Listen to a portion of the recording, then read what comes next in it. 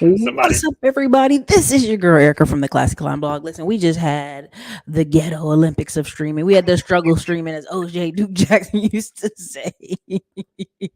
Listen, thank y'all so much for your patience and your time. I thank you and appreciate every single person that comes into the Classy Climb, spends money on this channel, works with us, deals with us. I respect every single person that come through here and drop dollars and goes on Panama trips with us, Zanzibar, all that stuff, because you could be anywhere else, but you choose to be here. So listen, we got Crazy Curly Fro Day. Dr. Dix, come back through, drop a comment, drop your city and state, and you let us know what are the top reasons why young men are not working that are in the prime of their life. Now, Dr. Dix, before we do that, go ahead and introduce yourself to the audience. This is Dr. Patrick Dix coming from South Carolina. 25 years of technology experience. I wrote my dissertation on automation. I teach school, I've taught over 30,000 students, teach at several schools right now, and I'm here every Tuesday to the end of the week to help y'all out with technology and navigate through these real life problems that are occurring every day. Well, Dr. Dix, I put in the chat. I want y'all to let me know. Answer because you guys know. Let me know the city and state y'all live in. And also let me know, why are 7 million men not working? What's going on out there? Tell me out here, because y'all be on these streets. I don't be on these streets. Y'all be out here in these streets. Tell me what's going on, because they calling them NILFs. They're not calling them MILFs. NILFs. Let me go ahead and read back what I did earlier. I want y'all to understand this right here, the disturbing rise of NILFs. Men not in the labor force. Let me go ahead and read that to you. Listen, you guys. On one hand, there's plenty of jobs available. People ain't taking them. Secondly, it says, listen, it hasn't been this bad since 1980s. The first became evident among men in their prime of life, 25 to 54. Today, over 7 million of these men in prime working ages are neither working nor are they looking for work. Now, in the wake of COVID, men without work syndrome seems to be spreading, afflicting parts of the U.S. workforce that didn't suffer before. Work rates for older Americans 55 plus remain stuck at pre-vaccine levels. And it's starting to hit, you know who? Women's. Okay, women's. Now, ordinarily, prime age men are society's providers, but a steady retreat from the workforce has been happening. Actually, today's rates are actually lower than 1940, when America's unemployment stood at 15%. Yes, that's what you heard me right. Prime age American men have a depression scale work problem today. But unlike the depression, the post war collapse of work for men had little to do with unemployment. So listen, right now, for every unemployed prime age man looking for work, there are 4 neither working nor looking for work. Y'all talk to me. Talk to me. What's happening out here? Why is these men's not looking for work, Dr. Dix? What's going on with these men's? Well, to be honest, I can't. Some of them are lazy, but we have to remember in society, there's really no incentive for a man really to work because, they're figuring they're going to lose everything in a divorce. And if, depending on the kind of divorce. Yeah, depending on the kind of family you come from, we have to also remember on the technology aspect okay, I'll take it back. A lot of men are now becoming more minimalistic. If you're single and you don't have any kids or you don't have a girlfriend and you just might have yourself and a dog, you can make it off of $60,000 a year because of your rents too. You have a car that's $500, that'll leave you about, my math is off, about 25 and some change to spend. So that's why a lot of men are really not even have that ambition just to do more. I mean, what's the incentive for them to really do more? That's coming from a male when you really sit back and think about it. And women are now starting to see the holistic picture too of why am I working this hard? Living. I'm going soft living, Becky. Soft living, Bonquisha. I'm going to go live overseas. I'm not working in America no more. I've seen these videos. The most popular that y'all get very mad at me whenever I bring his name up, but I will do it. Will do it. Timothy Ward. He is the prime example of men not working. I don't want a relationship. I don't want a family. I'm stressed out. I don't understand why I'm so upset, but I don't want to work. He's the face of that, right? In my opinion, and that's why his channel has blown up. It's, is the American dream even worth it anymore? What I'm seeing No. is when I talk to some of these people about what their American dream is, for whatever reason, they think it means I come home to a giant house, the size of the house at Home Alone. I come home to a wife that doesn't work, so she's cooked, my clothes are clean, they're ready to go, and I'm just relaxing. And I don't know where this came from, Dr. Dix. I think we all been watching too Well, much TV. well, I think a lot of people have been sold that fairy tale lie. Life does not work like that. You're not going to magically go to school, get a trade, make $180,000 a year, white picket fence, buy a house. There are steps to it. And when you really think about it from a male point of view, when you're by yourself, I could tell you I'm single with no kids. There's a lot of peace in your life. And what men are realizing, my health is important, my mental health is important. How about I just do a minimalistic job or don't work at all, and all the money that Uncle Joe and Trump sent me, I just use it to flip it to try to buy a business or to start my own little business. So that's some of the thought process of men.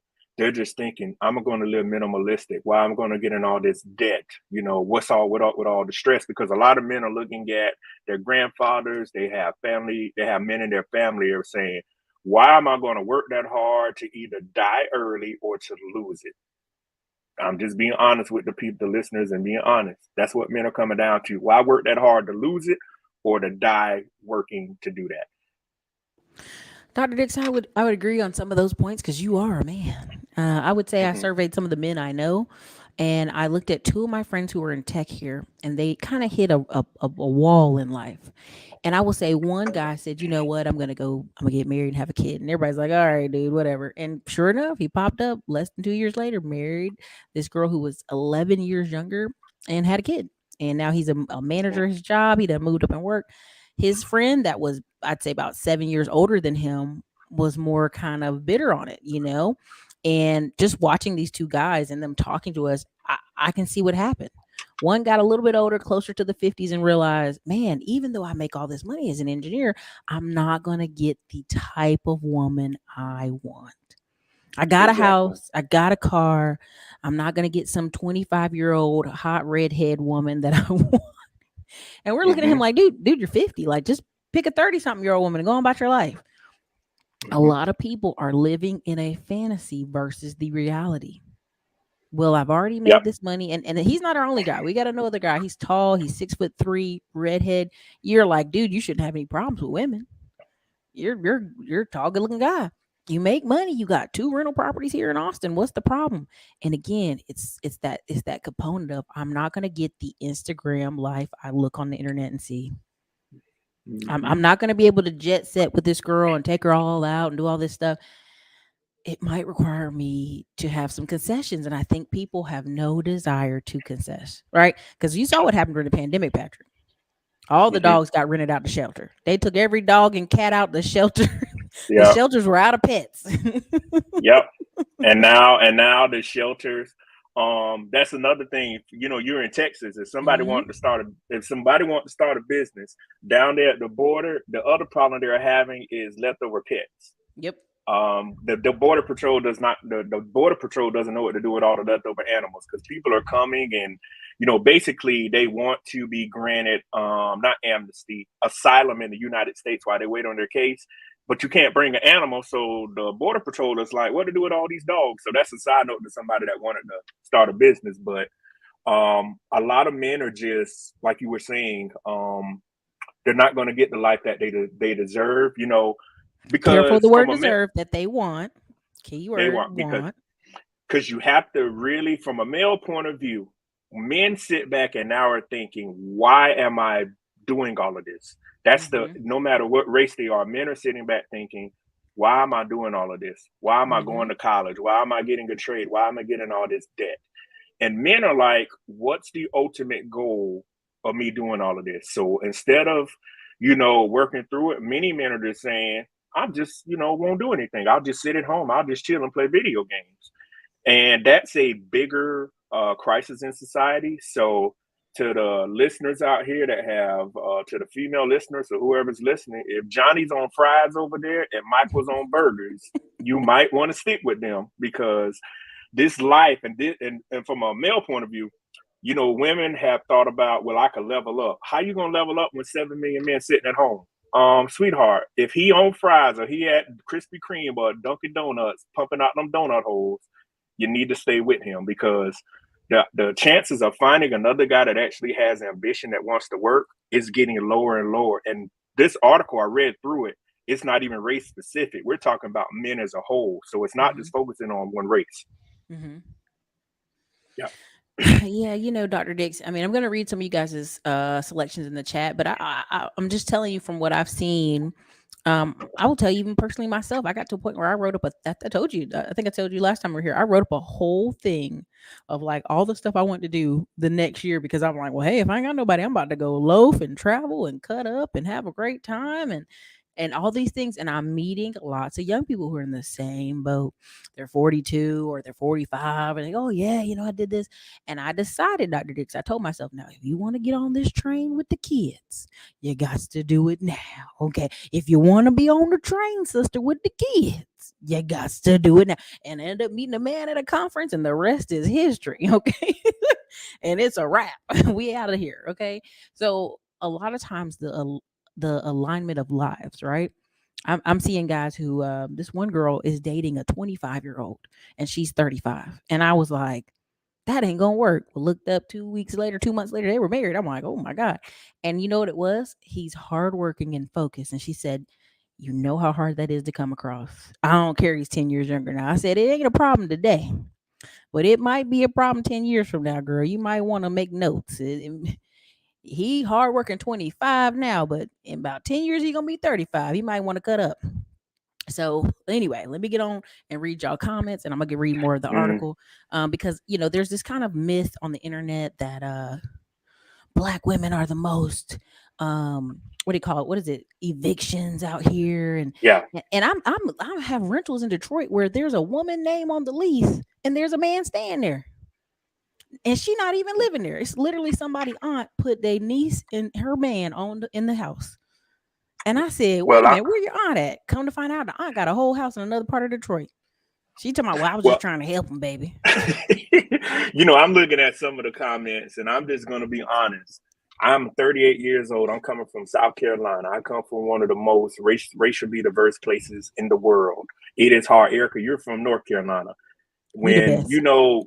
yeah, when you come from, I grew up on dirt roads, and I grew up on Hmm. a farm, and my dad had an auto paint and body shop. And I would tell women, it is very rare to meet men like myself that would actually raise and actually have a work ethic. So I'm just upfront with people. When a man has a little bit of a work ethic and he is trying to improve, sweetheart, you got to work with him, because the old cliche of I'll get rid of him and they're just men out here on tree branches with a better work ethic. As you get older, as I'm getting older, I'm starting to find out a lot of people don't even have life together. I thought they had it together, but I'm uncovering many people at my age and older are still out here in a circle like a dog chasing its tail.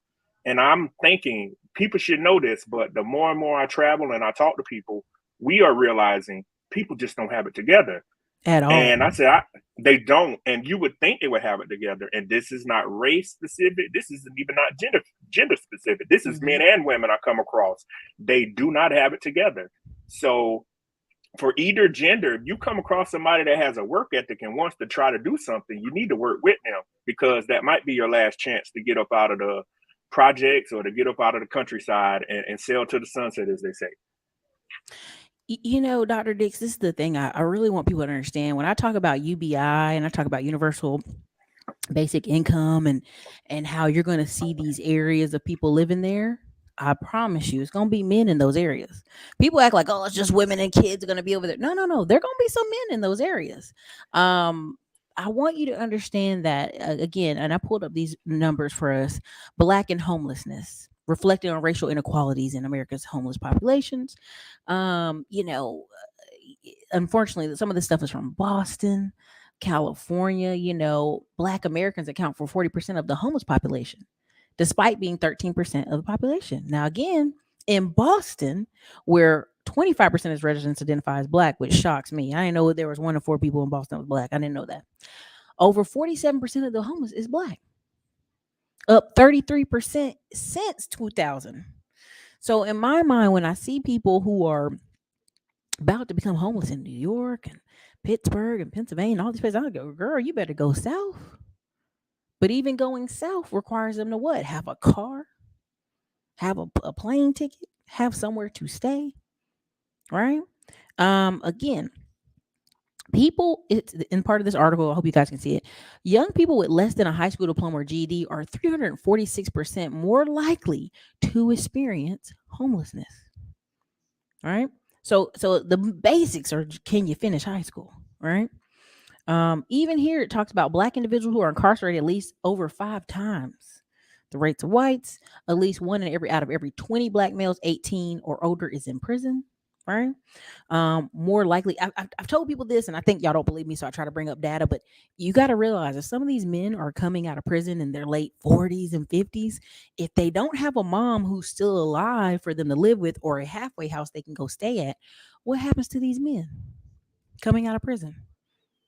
What They're happens to homeless. them? They're homeless, or they get into a what is it, a mission? To where they Hmm. yeah, where they because even if you go out on PO, papers as we call it, you have to have an address to put down, and many people don't have even an address to put down. So 40 years old with just a high school diploma and no kind of skill set, you're really behind the eight ball. Right. So this is the kind of stuff. Now, this is, you're like, Ericka, your channel always says you can do this, you can do that, you can come up, you can do. I am, and I agree. I listen. If you really work hard, but here's the levels to it. If you got a car and you about to be homeless, you need to get busy. See what we saw this past year, Dr. Dix, was a lot of people was doing Uber and Lyft and doing a little this, little Mm-hmm. bit of that. That time you was doing that little bit of stuff, you should have been getting certifications. That little bit of Mm-hmm. time you was doing that, you should have been going to community college. That little bit of time, Mm-hmm. and people like, oh, I don't want debt, baby. You already in a bad situation. Yes, Mm-hmm. I want you to be debt free, but you need to have some resources to your disposal. Now I'm gonna read over some of y'all reasons why y'all saying young men are not working. And again, 25 to 54. 54 is on the senior side. We see a lot of black men that end up unfortunately passing away in their late 40s and 50s. We see it, right? So I'm not gonna act like 54 is young. We're not gonna play them games here, okay? All right. So Sherry said, young men are not working, not having sex, not getting married. We may be in trouble. Um, Mm-hmm. let me see. Yeah, because y'all know the birth rate is very low. This is the lowest the birth rate has been in the United States, I think, since the 20s or the 30s. People are not having kids either, so we're running out of. I don't know if Ericka, you know this too, but to the people listening, the other problem we're about to have is we have 7 million men not working, and that's women in that too. People don't realize with us not having enough people, there is nobody to replace the baby boomer generation. So there's about to be a workforce gap too. So when we talk about technology and automation, Mm-hmm. there is another problem up because there's, the average person, the average family used to have about 3 to 4 kids. Mm-hmm. Some people now only have one kid. You have a lot of three people households. Yeah. So the days of people having 3 to 4 kids, I can't think of someone that has 3 to 4 kids, maybe two at the most. I mean, they do, but it's rare. And that's why I tell people, like, I'm here in Austin, Texas, and the numbers are showing the people that have these high number of kids, 4 and 5, are well-to-do families. One, you remember see Todd Chrisley show, right? Number two is Mm-hmm. ultra religious. That means the Muslims up in Detroit areas. That means the Mormons. That means the Catholics, and that means the super evangelistic down here in Texas. I was at a church where the average couple had about 4 or 5 kids. So it was like people were like, "Where you go?" I said, "I'll go over here, Grace." Oh my God, yeah, y'all got a lot of kids over there. Almost every man in that building worked in tech. If he didn't work in tech, he worked in tech sales. It was a very tech driven church, or they worked in something high functioning, or were a business owner. So it's like every guy you bumped into, they literally, whether they were nerdy or not, girls in here would be like, you better pick one of these men that's single in here, girl. Look at these tech dudes in here. Because what would happen is the married tech dudes were like, hey, come visit my church. They'd bring all these guys with them. And so there was a reason a lot of young ladies went to the church I went to. You know what I mean? So it was kind of like, hey, this is where you're gonna meet them, right? Because if you realize the numbers, it's an anomaly. right? The men making that much money outside of Austin, you ain't gonna get that. You gonna get a dude working at HEB. Ain't nothing wrong with that. HEB is a great Mm-hmm. employer, but Mm-hmm. outside of a tech city, the type of men you're going to meet doesn't make them less men, just means their incomes are going to be less. Yeah, and I live in South Carolina. Unless you're able to work remotely, unless you work for the government or you work for some of these industries in these areas, there's not really a lot of money to make. And then too, you have to have either a blue collar skill or a white collar skill. So if you're not one of the men or women, that has that kind of those certs or those skill sets, I mean, what you can do is very limited. Because if like the person here, Dingleman is saying with rent $2,000 a month, I mean, with taxes, well, that's another thing they need to teach people on. If you're single and you get paid $80,000, you might bring home 60, 55, 60 because you don't have any dependents. You don't have anything to write off. And they're going to take all your money. And this So, goes into putting money into where? Stocks, yeah. assets, gold, silver, rental property. This goes back into that conversation that people don't want to have about assets because they feel like they're going to work and they're being taxed hard. I'm like, you don't invest in anything. So Digiman said with rent at 2,000 a month, unless you're making 80 or 90K, it's not even worth showing up. Ooh, that's kind of rough there. Somebody said they think they have options. This is a very much an American problem. 7 million like leadership, motivation, connections, uh, good and positive relationships. One of y'all texted me about Latino Americans. Let me pull that up. One of y'all just texted me. Thank you. These are one of the private students. Thank you so much. I appreciate the text. It says National Minority Supplier Development Council. Okay. Let me read that again. National Minority Supplier Development Council. Latino wealth is increasing at more than 3 times the rate of overall population. Mm-hmm. Latino medium household wealth increased by 138% between 2013 and 2019, as compared with 36% of the overall population. Latinos lead the way in wealth creation. This is at rismedia.com. I'll see if I can pull it up. Mm-hmm. Why am I bringing this up, Dr. Dix? What are Latino men doing right now? I read up on that. They are investing and building stuff. They're Am I buying correct? homes. Yeah. They're buying homes. They're learning stocks. What was the famous, if you guys are on YouTube enough, what is the famous Latino boy out of Arizona? Ricky Gutierrez teaching stocks. Mm-hmm. I think I told you this. I went to the Mexican restaurant to go get my takeout meal. The boy at the counter was doing stocks on his phone. I said, wait a Mm-hmm. minute. I said, you do stocks? He got all nervous. I was like, yeah, I like what you're doing. He's like, okay. This is at the Mexican restaurant. Oh boy is working the front desk and still doing what? Educating himself. Yeah, and I think that was a couple of months ago. Jennifer Lopez and a couple of people, they were trying to get $2 trillion for the Latino or Mexican community. 2 billion. It's a big investment that they're working on. Because whether people realize it or not, immigrants like the Latinos and Hispanics, they're not here anymore just to do manual labor jobs. I mean, they own horses, they own ranches. So people, when I hear people say that, I said these people, if they're doing landscaping, they own a company. I mean, across the road from me, they were putting up a fence. The fence for the horses with the poles where they're digging it. It was the guy, his wife, and all the kids were out there. They had the tractor with the auger. I mean, the whole family is working into it. So they were in a pickup truck doing whatever they had to do. So they are passing the Black community. I mean, it's just off sheer work ethic. That's pretty much what it is. Just finding something and just honing in onto it. That's what they're doing. So again, you guys be like, Ericka, where are you getting this data and these stats from? You're making it up. No, no, no. Me and Dr. Dix love that. Like we love data.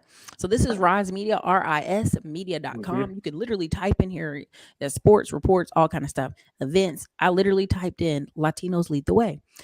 You can pull up here. I know a young man right now who just got on NBC. He's here in Austin. NBC. Oh God, what is it called? It's where they say how much income you have. Long story short, he's in a group of the top sellers of Keller Williams Latinos. Group of everybody in that group is Latino, and him and his 3 youngest guys, they all started getting their real estate license at the same time. They're all like 25, 26, 27. They're on their 3rd house now, Dr. Dix. They took all their commissions. They went and saw these builders in these new home construction spaces where it didn't have any sales and said, is there one you have that you're willing to discount? We could put some money on, get into it. Boom. got one. Boom, got another. Boom, got three. So now each boy, each man, apologize, is living at his own house and renting the other rooms out. But at the end of the day, they own multiple properties. So I keep wanting y'all to let y'all know they're not coming here to play. They're not coming here to play. And if you have to partner with people, you have to do what you got to do. But I would highly recommend one or two people partners if the most. So this right here Yeah. is the article "Latinos Lead the Way in Wealth." You can check this out on your own if y'all don't believe me. Long and the story short, there is even an article. If you went on the United States president website, when Donald Trump was in office in 2019, Black and Latino people incomes were going up. Latino was going up like way more than us, but Black people still were making incremental increases. And so this all thought that we're just all suffering. No, Yeah. but we see what in the pandemic, what are people doing?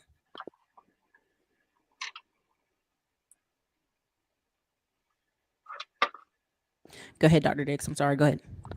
Oh, you broke up. Say that again. You went out. You said, what are people doing? I was saying, what is happening in our communities that the young men are not like they're seeing this happen and they're not doing it. What's Well, a lot. the disconnect? Well, a lot of it is a lack of motivation, and as Dane has motivation and mentorship. One of the biggest things in life, as a young man, you have to make sure you're listening to the correct people. Don't let your family. This is one thing I'll tell everybody. If none of your family ever been to college, don't ever talk to them about college, because the first thing they're going to say are a trade school or trying to do something to make their life better. Many of your family members that have never done anything or left the area, you don't need to listen to anything they have to say. What you can do is look at how their life turned out and say, I'm going to completely do the opposite of that. So that's what a lot of young men are doing. They're taking advice from the wrong people, for one. Number two, a lot of young men are afraid to take the risk to get out there and fail. They're afraid of how it's going to look. How it's going to make them look and everything else. And number three, you want to chase women instead of becoming successful. You cannot do both. You cannot be a successful Black male and chase women. Somebody would sit here and argue with me about this. No, you can't do both. You have to get your stuff together if you want everything else to fall into place. That's what men in our community, they're trying to do it backwards. They're trying to have fun with women and then realize, Ericka and Dr. D, I'm 32 years old now. I got to come up with a skill set. I got 3 mouths to feed. No, 5, counting you and your other baby mama and stuff. Instead of doing it the right way from the beginning. And that's what I try to get men to do. Look at life, look at where you want to go, come up with a plan. You cannot play life from behind. The harder it is, it's harder life to play from behind as it is, but you have to remember, you have to get this program right. And as a Black male, you get one time. I don't care how anybody feels, you get one opportunity to try to get this right. If you mess up that one opportunity, it's over. There are no repeats on a lot of stuff in life. You really, really have to work hard at it. Trying to cheat the game, deal with women. You get my age, I'm 38, trying to say, oh man, I need to try to get into school. The first thing I always ask somebody, what have you been doing for the last 20 years of your life? Most of those men will tell you chasing women, taking trips, have nothing to show for it. So that's what a lot of men are doing, sitting here picking their nose, thinking it's going to fall out the sky. But as you said, Ericka, on many of your channels and many of your videos, 2023 is about to level the playing field. A lot of people are really about to be on the sideline permanently, be put on the sideline permanently with an injury. No rehabilitation is over. So Thomas Dickerson said those are men who will be living with their sisters as old men. The funny thing he said that, it's not funny, but it's sad, is when we do a lot of the cold calling, these inherited houses where they look at run down as, oh, my brother lives there. Oh, my uncle lives there. My older person lives there. He don't pay no taxes and he don't pay nothing. So I'm ready to sell it. A lot of that is the conversation, y'all. When we call these properties, it's a mess, right? So it's always like, even the property we have in Detroit right now, we're trying to evict a tenant, Dr. Dix, and I'm not trying to be funny, but it's a guy who, he's been unemployed for 5 years. He hurt his back. They worked on his back and they worked on his ribs. And he's like, I'm trying to get on Section 8. They won't let me get on. And I'm like, sir, it's because they think you're an able-bodied man. They think you can do some work. There's got to be some work you can do. And that's the reality, is when I eventually evict him, he might be homeless, because he was saying how this house was the house that his nephew owned, and his nephew sold it to me years ago. So it's, at this point, it's like, oh wow, you don't have a family house to stay at. This was the house they were letting you stay at, and you weren't working or paying any rent. So this is kind of what we're coming, this isn't these like, oh, Ericka, you're making this up. This is real life scenarios that we see on a Mhm. daily basis. Drugs, Yeah, alcohol. Someone said I blame these damn podcasts. yeah. That's a um, whole nother conversation because that does happen. Um, I mean, to the men in general, just sitting at home, the overall question is the overall consensus. I tell everybody, what's the incentive for them to work? That's how I look at it. What is the incentive for them to get up every day, to get up 4 or 5, work 12 hours, work 60 hours a week, pay all these bills, get all these loans, get all these trucks, get all this stuff? mhm. What is the incentive for them? When we can find a answer to that question, it'll change a lot of why I saved 7 million men. And I don't know if you know Ericka, but in 2016, I think it was about the same amount of men. This is what people don't realize. This isn't just due to the pandemic. If you Google this article back in 2016, there were men not working either.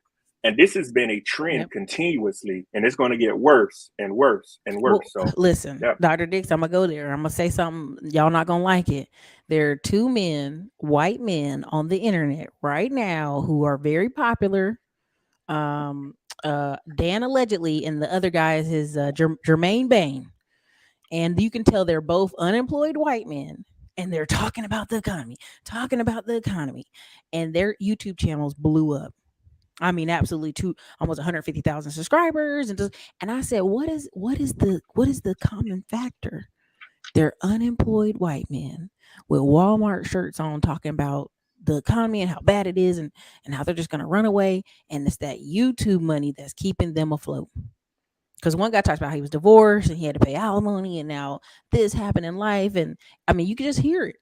It's not that they don't have skills, not that they didn't work at all, but in this current time, they're not working. And so you Mm-hmm. can see all these people in the comments, underneath their comments. Yeah, I'm not working too. Yada yada. Even Prepper Princess, she's a white woman, blonde hair. She was living with her mom, quotation marks, taking care of her mom and running this YouTube channel. And she was making all this money. Then her brother, mom dies. Brother's like, that's it, get out of here. We're selling this house in California. And she talked about on her channel, he's kicking me out. I don't have anywhere to go. And finally, her brother, I guess somebody made him feel bad. He gave her like 40%. He took 60% because apparently he was paying all the property tax and taking care of the house while she was just living with their mom. Okay, so it's the reversal, right?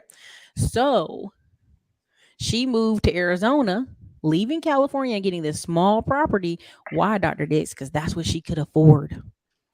She could Mm-hmm. retire and Yeah. keep doing YouTube if she retired to a small 70K house she found in the middle of nowhere, Arizona. And she literally said that. She's like, I'm living below the poverty line. It's literally what she talks about on her channel. And so she's doing this prepper princess thing. So there's this sea of unemployed white men watching her, watching Jermaine Bain, watching Dan allegedly. Mm-hmm. So it's not just black people, it's a lot of white men just kind of rolling with that kind of architect, or they're living with a wife, or they're living with an ex-wife, and they're kind of just getting by. Mm-hmm. It's happening out here more than y'all think. And a lot of people got these credit cards. They're floating on these credit cards. If they got 100K in credit cards and they're just moving the money back and forth and selling things, buying things, doing a few things here and there, they can do this. Yeah, I saw a report recently where consumer credit card debt is going up, even with the interest rates. And to all the people that watch like the financial market, the Fed chairman, they're going to raise the interest rate. So it's probably going to be like 1 point. I don't know what it'll be, but they're going to raise the interest rates again. They have to try to tame inflation. So for everybody out there, it was a record. Oh, I want to stop here and say this. It was a record Black Friday sales. They said it on the news. So people have money, like you say, Ericka, for what they want. I'm just now wondering how are they going to pay all these high credit card bills? People are buying stuff out here in the country. I see the UPS man flying, FedEx everywhere. It's got so bad to where the FedEx people had to get Pensit trucks or rider trucks and put their stick on the side just to be able to deliver all the packages. And people are paying for what they want to pay for, but I just want to ask people, when this ride is over, what are you going to do? Because the ride is slowly going to come to an end. You don't have a job. There's 2 jobs available for everybody right now. Nobody wants to work. What are you going to do? That I just want to know, You know, the guy, I was in a barbershop last week. It was a young guy at 21 getting married. I asked him, how are you going to come up with $8,000-9,000 a month to take care of you, your wife, a kid in a household? And somebody would say it doesn't take that much. It takes not even that. It takes about that much, or not. It takes that much and plus more. You have 3 mouths to feed. You got car payments. You got incidentals. So I asked them, how are you going to come up with $108,000 to $120,000 a year to take care of 3 people? You know, people are saying, well, I work at the tire plant. And the guys and I were asking him, you can't do that forever. Manual labor will ruin your body. So what you gonna do if your wife gets sick? Because he said his wife is going to work. People are just not thinking that far down the line. Someone said in the comments, are these stats real? Yes, these stats are real. Let me see. Let me go through here. So this is the homeless. Let me go through. Let me take down. This is the most minority groups make up a larger share of homeless population than they do the general population. So you see Asian, you see Native American, right? You see American Indian. Again, that's Hawaiian. There's a lot of poverty in Hawaii right now. And then you see 2 or more races and black. Look at the black homeless bar, y'all. I'm blowing it up so y'all can see it. Look how much you know, again, people are like, are these stats real? Like, no, this is real stats, y'all. This is real stats. I'm gonna go ahead and break it down a little bit for you. It says at the top, most striking disparity between African Americans, who represent 13% of the general population, but account for 39% of people experiencing homelessness, and more than 50% of homeless families with children. This imbalance has not improved over time. So when I talk about, a lot of people say, oh, Ericka, you're always talking about money and everything's about money. You know why I talk about money? Because this is what's keeping y'all poverty. This is what keeping y'all dying young. This is what keeping you from getting good health care. This is what keeping you from doing a lot of things. So when I say, what is one aspect of your life? I can't fix everything. I can't make your Uncle Junebug go to therapy. I can't do that. I can't make your Uncle Junebug live in a different neighborhood, but I can do what? Recommend you make more money, right? And those opportunities open up for you. Again, it talks about a lot here. These are all, this is in homelessness.org. Okay. We could even go here. This is USA Today. This is a HUD report, right? So the majority of homeless families in America are black. All right. So HUD, this is the Housing and Urban Development report, says blacks make nearly half the homeless population, despite only 13% of the population. An estimated 568,000 people experienced homelessness in a single night in the United States in 2019. This is an increase from basically the same numbers, right? Now, when they dug into it, chronic homelessness, which is at 9%, right, of that population. So there's like 50,000 of those people who are chronically homeless. They keep being homeless. They keep arresting them or finding them on the street, different things like that. But 40% of them are black.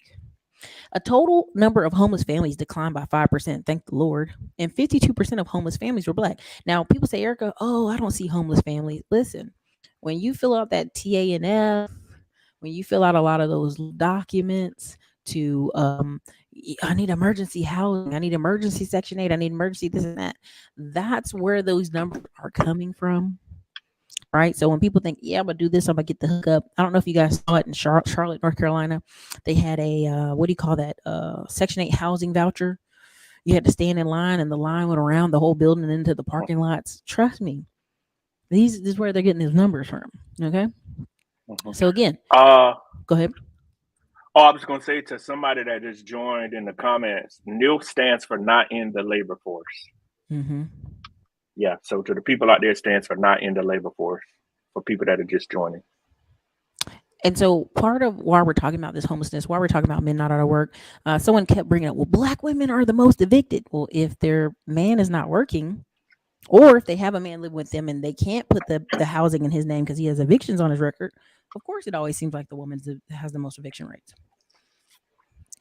Dr. Dix, talk to them about how automation is now even hitting up Amazon. Yeah, I sent Ericka this article. I'm big on LinkedIn. Yes, and to all the people out there, I appreciate the people that contacted me on LinkedIn that are in HR. I've been saying this for years. We don't need people to be recruiters anymore. If you read this article, it's talking about an algorithm that can identify keywords in a resume. So HR departments and recruiters are going to be a thing of the past. You might, for a big corporation, like you had all those HR generalists, think about it. Why do we need somebody to set up an interview when we can use Microsoft and 365? You can have a scheduling assistant. The schools that I started teaching for, they have Paycom. I did all of my I-9. I mentioned this last week, my W-4. I did all that myself. And I just want to ask people, you're going to be a recruiter. Twitter, I see people on my timeline. Twitter got rid of a lot of recruiters. People don't realize those posh jobs are just sitting around thinking I'm going to walk around in heels or a suit, male or female. Those days are over. Companies are now strategically planning to where they don't need human labor to do anything. If they have robots in Amazon that can actually go fetch packages, why won't they apply that same kind of algorithm and technology to get rid of recruiters and HR? You'll need HR, like I said, 1 or 2 people, but I recommend, we're going to talk about useless degrees too, but I recommend a lot of y'all to have a skill set to transition out of that. I mean, that's going to be a thing of the past in the upcoming years. So you making a pot $65,000, $70,000 saying, I just go recruit people. Just think about that job. That's what I want everybody to think about. Think about that job. You're sending people, you're reading a resume. And if you say I did computer science, if you never had a computer science or technical background, how do you even know what you're looking for? So how we fix that? We get an algorithm to pick out computer science, information technology. If it's a blue collar trade, electrician, HVAC, that kind of stuff. Yeah. So this is what's coming. So beware. You've been warned. Yeah. So 2023 should show a lot of that foolishness down, should slow it down. I say post tax season. Here's the thing. What I really believe 2023 is going to hurt some folks, right? Because again, a lot of the gig economy is a wrap. A lot of if you really want to think about it, the prime example I was thinking of was you have a lot of people, men, who they're even here on YouTube. We already know some YouTubers right now that Dr. Dix, what were they always doing? Uber, DoorDash, Yep. Instacart, but they would Yep. make time for hours of YouTube. And I'm like, why are you here when you doing Uber, Instacart, and DoorDash? You should be focusing on something else other than be on YouTube for 4 or 5 hours. Yep. But Yep. you know Sitting here that. struggle streaming, as O'Shea would say, in their car with bad lighting, not the economy, bandwidth all messed up. But I just want to just let everybody know the days of being comfortable making money, saying I'm gonna go to school. Because when I went to SC State, I'm just gonna call it and say it, we had people get these humanity degrees because it wasn't that much work. When you get out and you hit a price ceiling or earning potential of $65,000 and you $75,000 in debt, now you got to play the whole game around and go get a graduate degree. I got to go get a certification. I don't have the skill set. Life is tough. Ericka and Dr. Dix, why nobody ain't told me this? Tyrone over here won't act right. He left the baby with me. I got 5 dogs to take care of. That kind of drama. So what we're trying to tell people is this is what's coming. Companies are slowly navigating to getting rid of human labor. So this is what's here. I mean, there's no other way to say it. The writing is on the wall. This is an article that's saying they don't need people. They don't. Mel B said, I work for a big government contractor, VP suite, being laid off, 3 PPs laid off this month. Yeah, this is the thing. When someone said, oh, Ericka, all these tech people that move for work, they're going to get fired and all this stuff is going to happen to them. I'm like, yeah, but most of them invest. Most of them buy 1 or 2 rentals. I know 2 white guys right now who have 2 rentals in Austin, one in Round Rock, one here in Austin.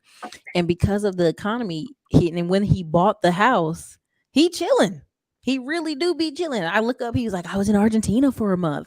He come back, oh man, I was over here for a while. And at the time I used to laugh at it. And now I'm like, he was ahead of the curve. Didn't even know it, right? He was ahead of the curve as far as living. Yep. That's what's coming. And many people, one of the things I don't think of, earlier I was looking at gas stations. But before we started this, I was looking at gas stations and $2 million for a gas station. I'm just wondering what the return on investment would be with the United States trying to go towards electric cars, which there's a shortage of cobalt. To everybody listening, there's a shortage of cobalt. If people really, really want to come up with something, California, I think in the next 20, 25 years, unless we can't synthetically make water, The United States is about to have a water problem because there are too many people and there's too many people in the world. We don't have enough water for everybody. That's the next big challenge I see coming. Not enough water for everybody. For sure. Yeah. Even here, Tam said there's still 700,000 cybersecurity jobs. That's the thing, Tam. That's hard work. Why I want to work hard. You already know what's going on with people. CJ Yeah. says, I work in corporate America, went on 25 interviews and only got one offer. Ghosting by two and rejected by two after going the final round. It's rough out here. Oh, I'm so sorry, CJ. That's rough. Mainframes. When I went to Robert Morris in Pittsburgh, IBM was up there trying to pay people. I think it was $80,000 out of college. That was a couple of years ago to do mainframe programming. I don't know if people know banks still use mainframe programming. So if you want to go into mainframe programming, I'm not familiar with it, but I know what mainframes are. That's another field too. I saw it in the comment. Tam wrote that mainframes are high performance. Yeah. Listen, no disrespect, no shade to Jermaine Bain, no disrespect to Dan allegedly, no disrespect for Purpose Pimper, but I've seen it. Timothy Ward is the exception to the rule. When it's a unemployed white dude, it's like boom, blow up. Timothy Ward is the exception to the rule, where it's like, oh, black dude blew up, great, awesome, this is amazing. Um, I want you to understand, like, listen, Elizabeth Carr, you're right. 40% of homeless have jobs and live in their cars or hotels, motels, extended stays, couch surfing. Yes, there are people who are chronic homeless, but we need to subsidize the working poor. Here's the problem. Please go read the book Bait and Switch. The book Working Poor. These are very liberal books. And by the way, I'm not even trying to, I'm not, when it comes to educational things, I'm not just conservative or liberal. She did a great job. Or the book about mothers. And it was like they kept interviewing all these mothers who were extremely poor. Why do you keep Mm-hmm. having children? You in dire poverty, you in Section 8. They're like, I know I can be a good mom, though. I ain't got no money. I ain't got nowhere to feed these kids, but I know I can be a good mom, though. So some of this is irrational thinking where we can't even convince you for your own health to not do something, right? Even in the when they did the survey, some of these people, they took all their children away and then they were pregnant again. They were like, girl, what you doing? And they would be saying the same thing. I know I can love this child. I know I can be a good mom. So you have people who are working poor out of choices. Even if you read the book by the lady Working Poor, it was like a husband and wife, they always had bad luck, but they always had a brand new TV, always had a brand new car. Right? And they kept surveying this family years down the road. Well, now 10 years later, the husband back is broke. The wife is working as a Mm-hmm. waitress somewhere, and she in her late 50s. This is why I did that video the other day. You will not float yourself to wealth. No. And this is the dream we're selling men. Oh, don't worry, man. You just keep working on yourself. When you're 50 or 60 years old, you get some money in your pocket and a Corvette. Girls will drop draws down the street for you. Life is gonna be wonderful down the road. Oh, oh It's no, it's gonna a be lot of hard work. great. It's gonna be You easy. man, $100,000. People talk about six-figure earners. When you add inflation and taxes to really, people talk about I make six figures. I want to ask them, do you make about 180,000 or 200? Because with taxes and inflation now, $100,000 is not even a lot of money. $100,000 once they take taxes, you might get 75,000 if you don't have dependents. So you're talking about $6,000 a month. If your rent or mortgage is 2, your car payment is 25. That leaves you about 20, I think about 3,000. Then you got other stuff. My math is a little off today, but I just want people to realize six figures, once they take taxes, you might get $70,000. And you got to work with that. Somebody will say that's a lot of money, depending on the city you live in. Depending If on the 20, city. Talk to the person in New York City suburbs making 80K a year. Talk to them, ask them how they feeling. Thomas Dickerson said, I tried to get food stamps during the pandemics. The application was highly intrusive, personal, ask questions. I jumped ship. Texas has a rule of thumb. They will literally, hey, you got 3 months. Here you go. Get out of our face. Evening homeless definition. Oh, I like this. Here she goes. Homeless definition. Your name is not on the lease or the mortgage. You are homeless. Adele stepped it up. She said, here, if your name ain't on the lease, don't break the peace. Okay. If your name ain't on the mortgage, hush your mortgage. oh, Hush your oh, mouth. let me clear something up. Oh, I didn't say 2,500 car payment. I said 2,500 mortgage or rent. My bad. If I said that, I didn't mean 2,500. I don't think nobody's out here trying to buy a Ferrari. Well, I'll take that back. Somebody would pay that for it. But 2,500 is for your rent or your mortgage, and whatever else you left with, because money goes very fast. Food now. I'm telling folks, there is so much opportunity, but these windows are going to close. It is hard, even though I live by myself. It is hard to be a male or a female and you don't have enough money. I just think about if I didn't have the skill set and the work ethic. So that's why we're trying to encourage people to get their skill set up and continue to work hard, because money can't fix everything. Money can't fix health. Money can't fix your family, but it sure gives you a great peace of mind when a lot of problems come up in your life. And this is kind of the thing too about men. People. When I tell y'all this, when I say, man, women are going home, everybody's like, oh, Ericka, that's crazy. Listen to me. If you're a man and you have man strength, even if you lose all your jobs and everything, and somebody say, hey man, can you come move these bricks? Can you come do this? You can do it. There's manual labor out there that men can partake in at any moment, any time of the day. Like I saw some men moving carpets, and I was like, "What are they doing?" I was being nosy, but at any time in your life, if you still have strength in your body, you can do something. And so that's the difference. Dr. Dix, you also sent me an article about 14 useless degrees. Would you like to go over that? Yes, we could go over that. I'm sending an email to my class. 14 useless degrees. This is going to offend some people. So, hey, we're going to spit fire with it. Since we already done spit fire, we might as well continue to spit fire tonight. As you see here, you guys, it has 14 useless degrees. Look at them tuition fees, man, on his back. Creative writing. I cannot. Somebody's getting angry at that. 2, communications. 3, fashion design. 4, hospitality. 5, They had one. education. They had one in there I did not agree with. They had computer science. Yeah, that's gonna be. Whoever wrote that is biased. They probably got kicked out the program or something. But 7, culinary arts. I never understand that. I mean, I know people want to be chefs, but you don't need a degree to be a chef.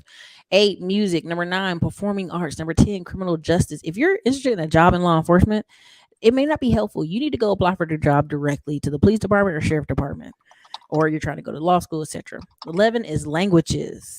12, religious studies. Number 13, exercise science. The other day, somebody told me there was a doctor, Dr. Dix. You know what they were a doctor of? Divinity. Church. Yeah, I was just like, oh, you're a doctor. Oh, okay, church doctor. Okay, thanks. Good to know. 14, tourism. 15, advertising.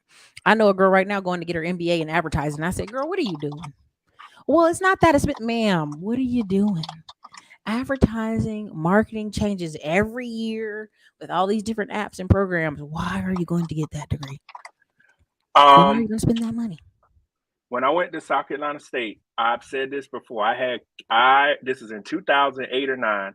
We were about a year away from graduating, and we had guys that would quit and go switch to business when you needed about 60 credits left to get the comp sci degree.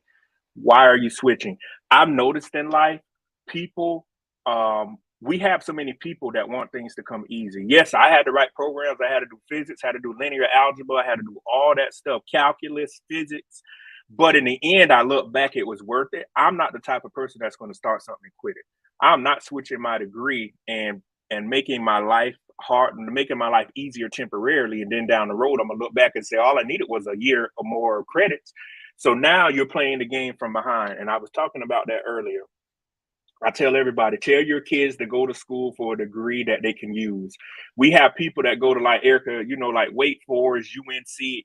So you go to these big name schools. I hope you got a STEM degree or something, veterinarian school. Go be a veterinarian. Do something in STEM. You're spending $90,000 for the same degree you could have got locally, because that's what happens. A lot of people from Atlanta come all the way to South Carolina State and you'll ask them, what did you major in? You could have, all those schools, Georgia State, Georgia Tech, you passed to come down I-20 towards Carolina. You spent all that money here, and now you can't get a good, decent job. And now you want to blast everybody else because they chose the right degree.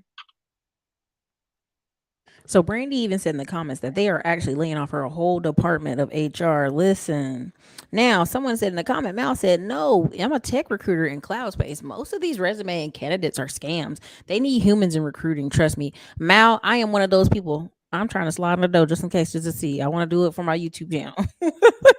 See if somebody really hired me. I'll be like, okay, wait, I can't do the job. Don't. I'm gonna pass on this job.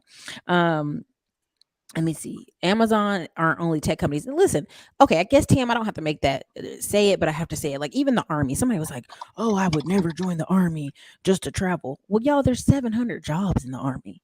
I mean, dentists, doctors. There's levels to this. Nurse, techs, all this stuff. And so sometimes people get limited in their mindset. But Ken, where does that come from, Tam? Lack of exposure. That's all. And Lack of exposure. you'll ask people in the army, what was your MOS? Huh? I said, what's your MOS? Said, you have some of the people in the military have the best training in the world. You could get everything. And people I've known have enrolled in the army, did their 46 years, came back, and you're doing the same thing that everybody else is around here doing. I don't get the point of why you enrolled into the military. You didn't use your GI Bill. I mean, I don't get it. We gotta say again. They didn't want to go to school. They just want to get out of town and get a Dodge Charger. Yeah. Oh hell, when I was going to Webster at Fort Gordon and Fort Jackson, there were I think there were guys in the Navy and the Army. They have to go to officer candidacy school, and I would be the only civilian because it was on a military base. And I got to learn a lot about. They said, "Hey, I can't be an officer unless I got a master's degree, a bachelor's degree." So you would have the guys say, "Hey, man, they paying for me, and I can do my stuff." Because Webster University, if y'all don't know, it's really big with the military. It's on like a lot of military installations, and I just never understood why some of the people I know or ran into, why you didn't become an officer or get a master's degree. I'm like, you could have came out of the military with the best training, no debt, and you would have got a job because you were a veteran. I said, I don't understand some people. It's the mindset, Dr. Dix. I keep telling people that last video I just did, I did it because I wanted people to understand that 90% of the people, it's who they're hanging out with, who's their associations. I know so many military people, Dr. Dix, that when the war was going on, they gave them 3 years when they left because they were combat medics. Hey, you got 3 years. We're going to kind of give you a break on taking your credits. You can go get a job as a radiologist as long as you do your credits in the next 3 years in certification. Dr. Dix, let me tell you, all 10 of those people I knew in that unit, none of them got their accreditation in 3 years. The military gave them 3 years after they left the military. Any hospital they want to work at, any medical care facility that needed a radiologist, which pays $80K plus a year, they could have done it off their medic combat records. You know what most of them did while they were out, Dr. Dix, that first 2 years? Mm-hmm. Drink beer and relax. Oh, Ericka, I need my disability. I got issues. I said, well, okay, well, you got 1 more year. You got 1 more year to go file this thing so you can get this job and get in the foot in the door. 1 or 2 of them working at Best Buy, 1 or 2 of them working at Lowe's. I'm like, you were a combat medic. They during gave the you a war. waiver that you could just go work in a hospital as a radiologist, as a phlebotomist, as several things. And you got 3 years to go back and get your credits at college to keep the job. I got a cousin. I'll tell you right now, he watches, he can be mad if he wants to. He was on a Navy ship. And he said they had all the black guys on one part of the ship, all white guys as navigators or the next level up. He said, hey, wait, that was my MOS I was supposed to have. And it's not called MOS for Navy, but you guys get the point. And so he argued and fought for it. So they put him up here. He's up there with all these white guys. He leaves the Navy. They say, you got 3 years.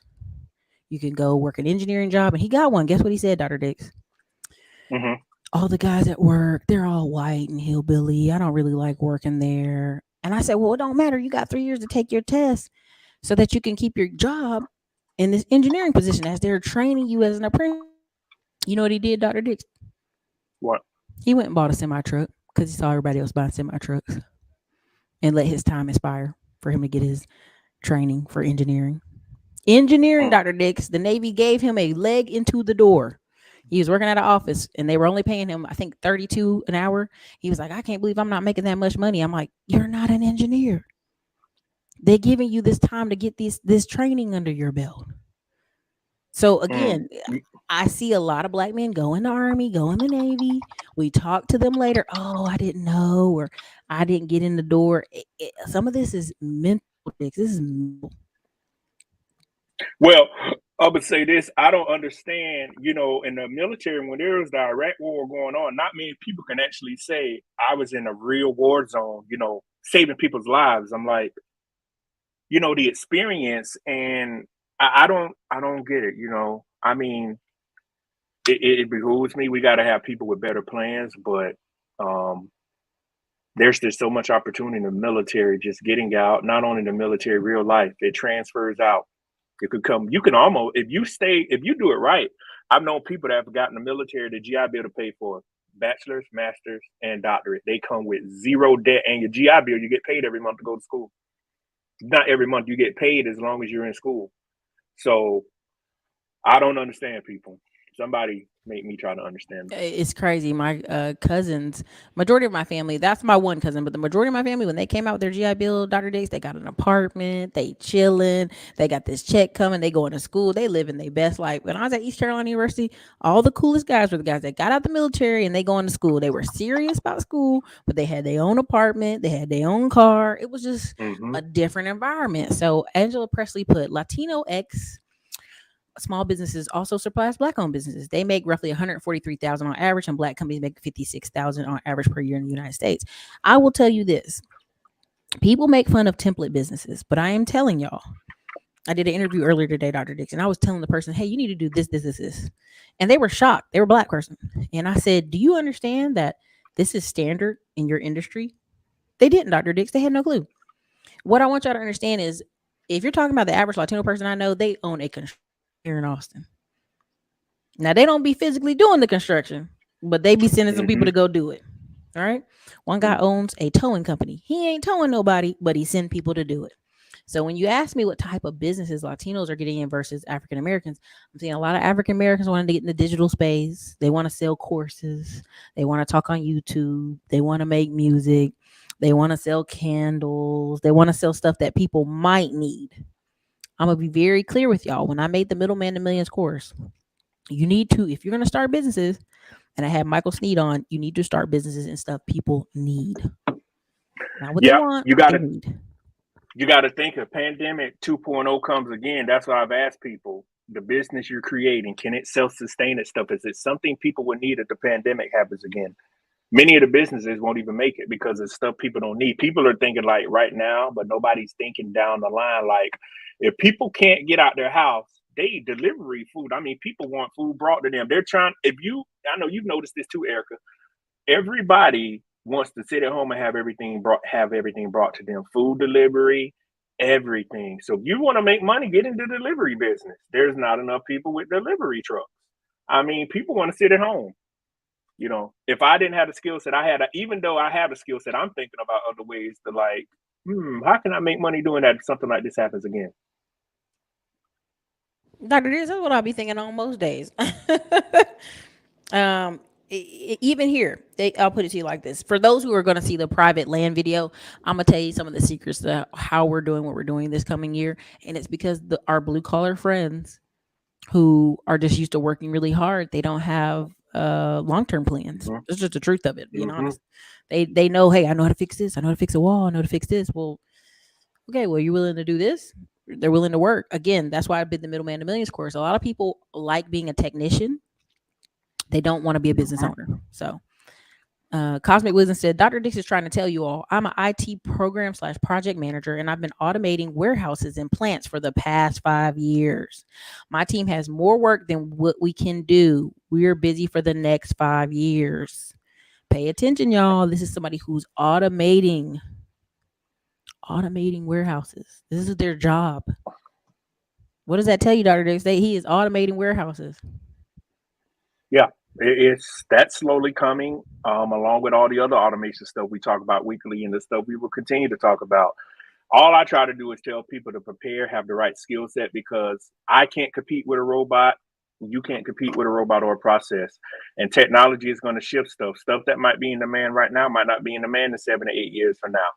You need to be able to where if something happens in the United States, I just call it how it is. You need to be able to take your passport and jump on a plane and say, hey, I can go stay in another country and still make money until stuff settle down there.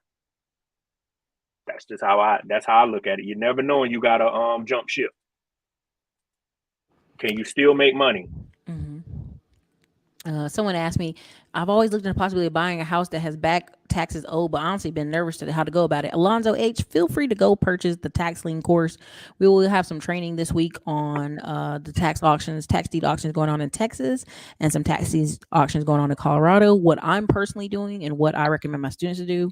We also have several success stories from students in Macon, Georgia, getting land and getting houses. So again, if you watch the channel, you can go ahead and get the tax lien course. That's Mm-hmm. answer your question. Mr. Driver said, "Did you see the article said you had to make six figures to afford a medium price home?"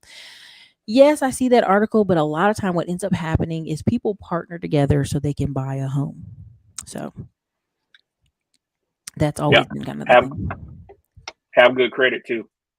That's another thing people don't talk about. Credit till it's too late. Pretty much. Erica, did you ever evict that one lady in Detroit? I sure did. She did stress me out. She stressed me. Now my old man stressing me out. It's really not stressing me out. Really, the truth is I'm 100% focused on Texas and new construction, and I have projects in the belt, and I have loans in process, and I want to close out my chapter in Detroit ASAP because all my energy and focus for the next 6 months are going to be here in Texas. And then on top of that, we already have our trip for Zanzibar. We already have, I think, 10 people signed up for Zanzibar. We have, I think, 10 or 12 people signed up for Panama in March. So these are new focuses for me. That's why I'm like, that city of all cities, they lost. If you look at the rental meter cafe, they lost traction. Ohio, the whole state Mm-hmm. of Ohio, gained traction. There's a reason for that, enforcing the law.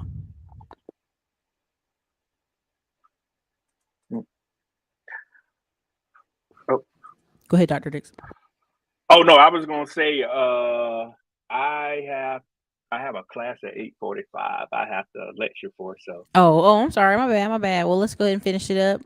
Dr. Dix, Dr. Dix, was there anything you wanted to close us out with? Talk to us. the only thing I wanted to say, as I continue to come on the remaining 4 Tuesdays until the end of the year, I just want to tell everybody, please prepare. 2023 is going to be a crazy year, but if you have prepared, you can navigate these unsafe waters and make money. I've been thinking of stuff myself. Every day I wake up, I'd encourage everybody, try to figure out a way to where you don't have to go back to the job you're going to. Just give yourself financial freedom, because I'm telling y'all that got lazy family members, I advise y'all to change your numbers and lock your doors, because a lot of people, just not preparing. You see them clubbing. Just watching the next couple of weeks, Christmas, all that. My homeboy was telling me when the PPP stuff came, people going to the DR, taking all these trips and stuff. I'm telling y'all, people just don't have the money anymore. Um, Them I classes, looked at the them front. classes gonna dry up. I keep telling Dr. Dix. I I looked at the Frontier article, and I don't know if y'all saw it. Flavor Flav got kicked off the plane. They wouldn't let him on it, and now Southwest is saying he could fly for free. All this other stuff. So I looked at the Frontier thing to where you pay, but you can't start flying till May. And I'm telling you, if you ain't got, I'm just being honest. If you don't really have a lot of money, I don't know why you're trying to travel. And they made it to where it's during the key seasons, the key summer season too. So I think it was $700. Fly all you want to. So, mm. But that's what I'm leaving people with. If you want to get in touch with me, some people are reaching out to me on LinkedIn. It's Dr. Patrick Dix. If you want to book a consultation, it's Calendar. It will be here. It'll be on the actual video. My Instagram is King of Automation. I appreciate all the new followers I'm getting. We have some exciting stuff to post coming up. So that's how you can get in touch with me. And y'all will see me every Tuesday to the end of the year at the same time on Ericka's channel. We're going to finish out strong. We finishing out the year strong. We're also posting a lot of Dr. Dick's information. You guys want to talk to him, reach out to him. I know you're reaching out to him on LinkedIn, but also reach out to him on his links. People keep asking, what is a NILF? What is a NILF? It is men not in the labor force, y'all. Y'all making it harder than you thought. They were like, what's a NILF? This ain't no freaky stuff. This is men not in the labor force. Y'all getting a Well, little too excited in the chat. Y'all need to calm down. No, what's a yeah, that's NILF? all I'll it be is. like, whoa, why y'all acting like this? So go ahead. Mm. Yeah, that's all it is. Somebody Yeah, said I'm getting my y'all. CDL now. Hey, listen, y'all, any skill that you can get that can put money in your pocket. At the end of the day, what y'all need to be doing is getting that skill, making more income, and then putting that money somewhere. Because if you don't, I posted it on my wall, Dr. Dix. It's like playing Monopoly. It's like you always making $200 and just paying rent and not going to jail. That's what some people live for. Is that low Hmm. standard of living? And one thing I've been doing, I don't know what to do with all the stuff I plan to invest. I just tell people hold on to the money, save it, and then once you want to invest, you have it there sitting. Don't try to be quick and like I say, just research and do it correctly. Since I'm still researching, just put all the money in a bank account that you want to invest and hold on to it and say, hey, let me talk with the right people and invest the money. Don't try to do the get rich quick stuff. Then you're like, man, I lost $15,000, man. Man, Ericka them ain't know what they. You know that's how people get you. Ericka them don't even know what they talking about, man. They love telling me I don't know what I'm talking about, but you see all those people got real quiet in trucking. I said, trucking gonna do this. Nah, man, you don't know what you're talking about. Then they got real quiet because I was right. A lot of them wholesalers jumped up and been building houses now. What happened? Y'all got real quiet because I was right. Y'all see now the Jewish man from New York that's real popular on Instagram is now in Panama owning a warehouse because I was right about Panama as well. I get to try to get y'all in the door. I really do, Dr. Dix. I try to get them in there and get them where they need to be, but they ain't listening. Don't Now, don't live for gift horse in the mouth. man, listen, I love how this girl said, listen, a lot of layoffs in HR were resulting in a lot of black women losing their job. I would agree. I've seen it time and time or two. If you're a black woman in HR, I would highly recommend you go to payroll or accounting. Just my personal opinion, because in those spaces, if you're in accounting, there's always companies that need accounting. As you saw with the pandemic, you had all these people last minute freak out, freaking, oh my God, I can't. Oh, my taxes, my paperwork in order for them to even get the PP loan or the EIDL. So I love how Hmm. you guys are talking to each other. You guys are really good in the comments, helping each other out. I'm so serious. So, Dr. Oh Dix, man, we had huh? about 500 people in here tonight. Yeah, we've been back. We've been bussing in here. It's been bussing.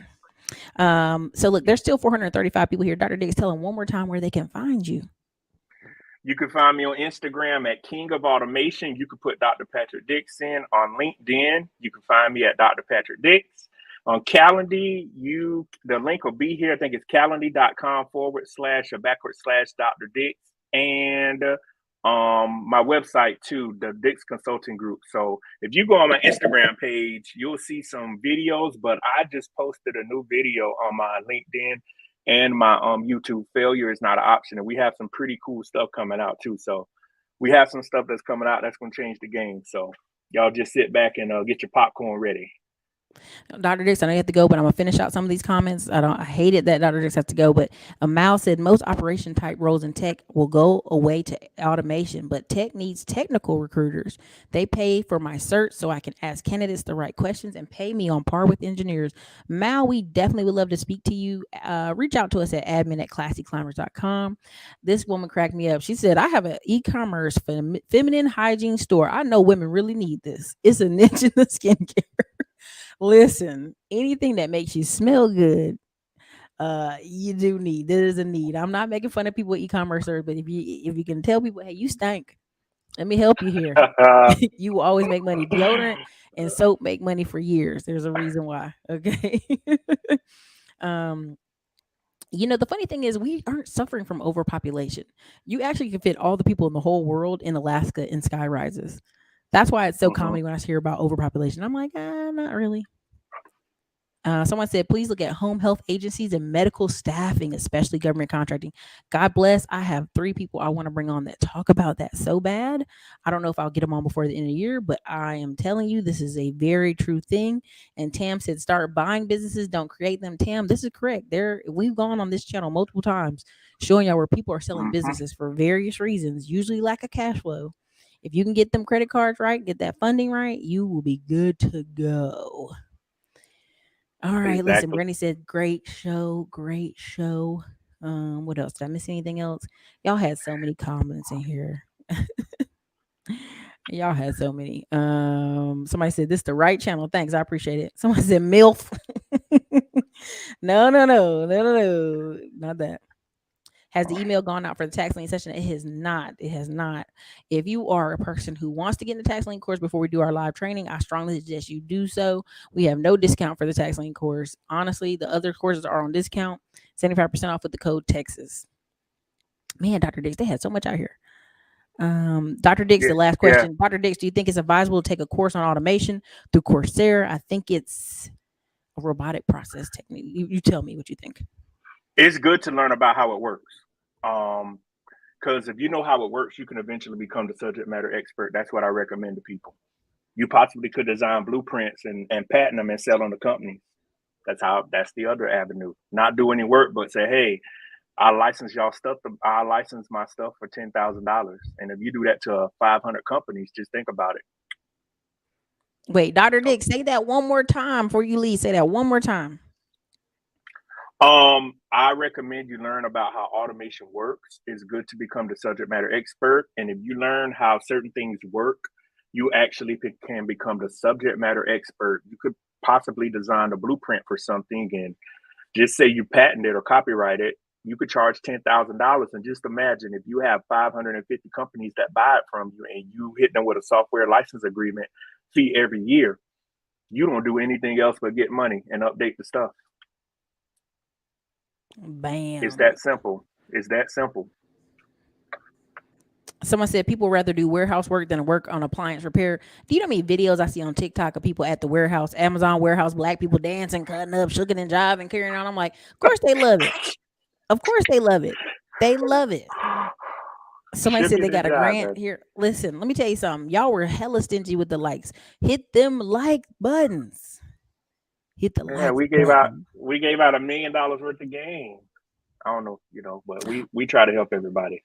Oh, y'all said about Dean Cole. Oh yeah, yeah, yeah. I did watch the comedy special. See, black people, we be tearing something up. At the end of the day, y'all focus. Classyclimbers.com is where you can get all courses. Classyclimbers.com. Classyclimbers.com. I'm gonna say it one more time. All right, you guys, it's been a great night. Thank you so much. Dr. Dix, close them out one more time, and I'm gonna close this out. Uh, you can find me again, King of Automation, on Instagram, LinkedIn, Dr. Patrick Dix, my website, the Dix Consulting Group. You can reach out to me on Calendly /Dr. Dix for consultations, and follow me on all of these platforms. We have some pretty cool stuff coming out. All right, Dr. Dix, thank you so much for your time. I appreciate all of you guys. You guys have a great day. Salute, salute. Have a good night, Dr. Dix. All right, you too.